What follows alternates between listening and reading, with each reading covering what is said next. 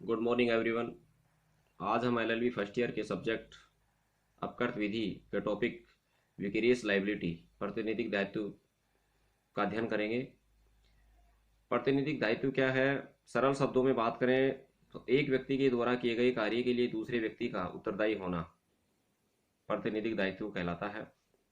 लेकिन इसकी विस्तृत चर्चा करें तो देखिए, सामान्य नियम यह है कि कोई भी व्यक्ति अपने द्वारा किए गए अपकृतपूर्ण कार्य के लिए स्वयं जिम्मेदार होता है। लेकिन कुछ ऐसी भी परिस्थितियां होती हैं, कुछ ऐसे भी मामले होते हैं जिनके अंतर्गत एक व्यक्ति के द्वारा किए गए कार्य के लिए, अपकृतपूर्ण कार्य के लिए दूसरा व्यक्ति कानून की दृष्टि में उत्तरदायी होता है। इसे ही हम प्रातिनिधिक दायित्व कहते हैं।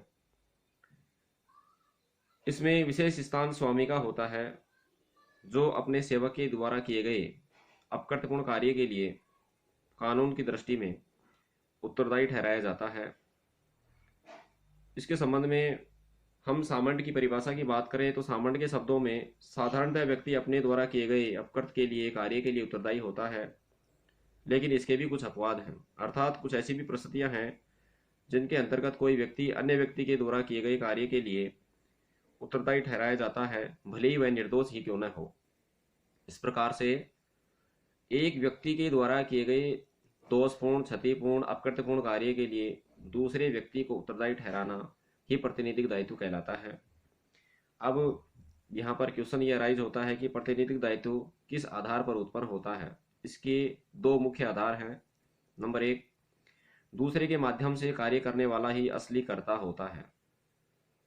जब कोई व्यक्ति दूसरे के माध्यम से कार्य करता है और कानून की दृष्टि में वह खुद ही कार्य करने वाला समझा जाता है।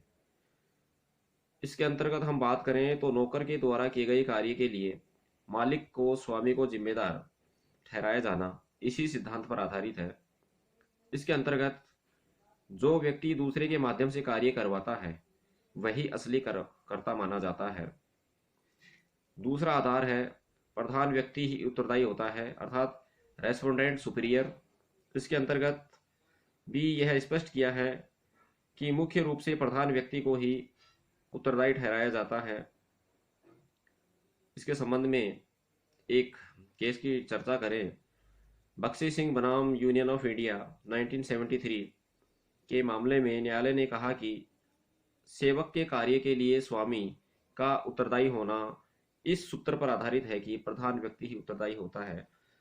अब स्टूडेंट्स, प्रतिनिधि दायित्व के सिद्धांत की बात करें तो व्यवहारिक रूप से यह सिद्धांत सामाजिक सुविधा तथा न्याय पर आधारित है।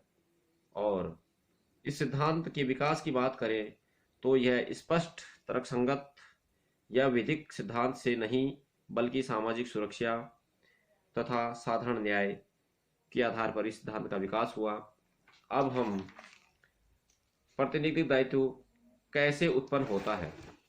देखिए, प्रातिनिधिक दायित्व मुख्य रूप से तीन प्रकार से उत्पन्न होता है। नंबर एक, अनुसमर्थन से, बाय रेटिफिकेशन।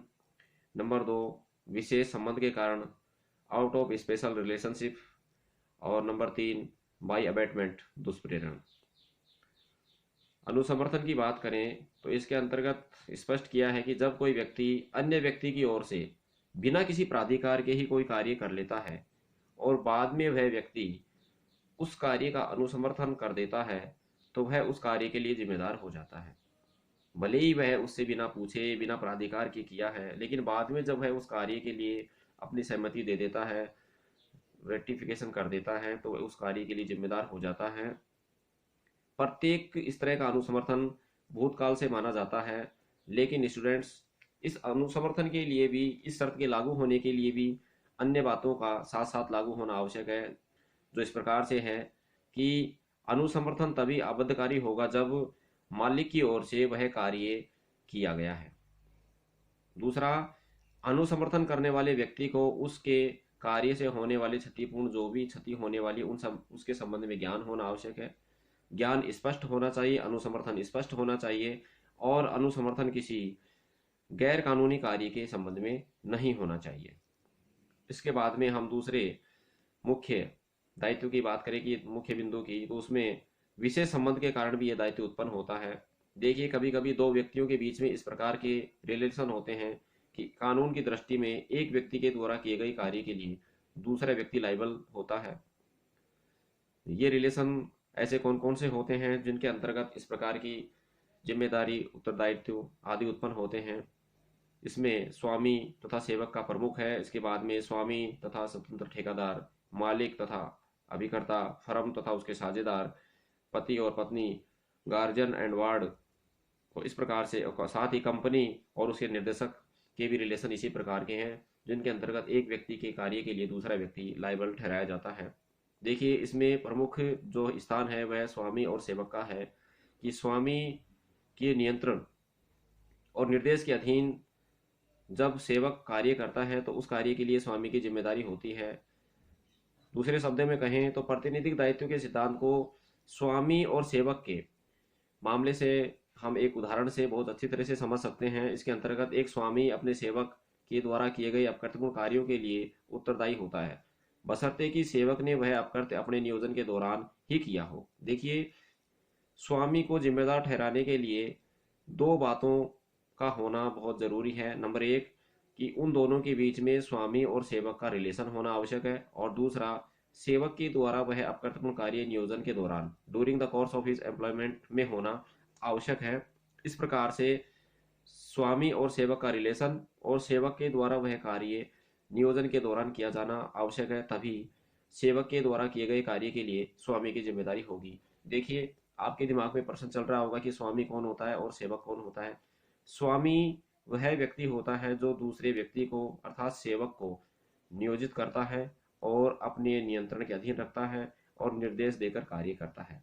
इसी प्रकार हम सेवक कौन होता है की बात करें तो सेवक वह व्यक्ति होता है जो स्वामी के नियंत्रण और निर्देश के अधीन कार्य करता है। इस प्रकार से हमने आज प्रातिनिधिक दायित्व के बारे में चर्चा की, अध्ययन किया। मेरे विचार से इस वीडियो के माध्यम से आप जरूर लाभान्वित होंगे।